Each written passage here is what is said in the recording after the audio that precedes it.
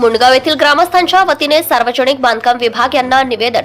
मूळ इस्टिमेटनुसार रस्त्यांचं बांधकाम करण्याची ग्रामस्थांची मागणी। उपकार्यकारी अभियंता सार्वजनिक बांधकाम विभाग कार्यालय यांना मुंडगाव ग्रामस्थांच्या वतीने निवेदन देण्यात आले।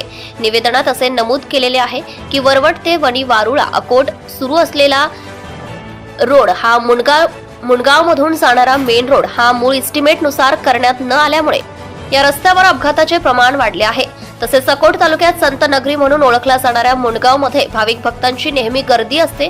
तसेच शाळा महाविद्यालय बाजारपेठ रस्ता लागूनच असल्यामुळे व रस्त्यांच्या चौफुलीवर गतिरोधक नसल्यामुळे अपघाताचे प्रमाण सुद्धा वाढले आहे।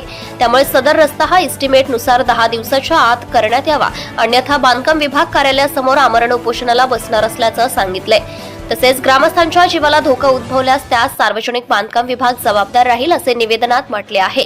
यावेळी सर्व ग्रामस्थ मोठ्या संख्येने उपस्थित होते। सत्यशोधक न्यूज चॅनलसाठी कार्यकारी संपादक विशाल गवई।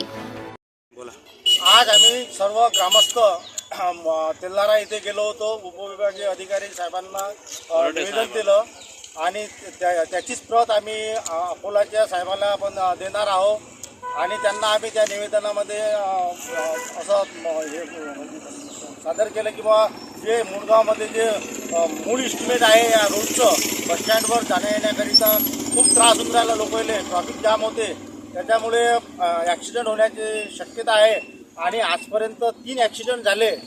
आज आमच्या गावाचा एक रामदेव खळू नावाचा मुलगा पायातून फ्रॅक्चर झाला। त्याच्यामुळे सर्व ग्रामस्थ तीव्र झालेले आहेत। त्याच्यामुळे आम्हाला या गावामध्ये जे मूळ इस्टिमेट आहे त्या इस्टिमेटनुसारच आमच्या बसस्टँडवरचं सर्व काम करून देण्यात यावं। Subscribe now and press the bell icon. Never miss an update.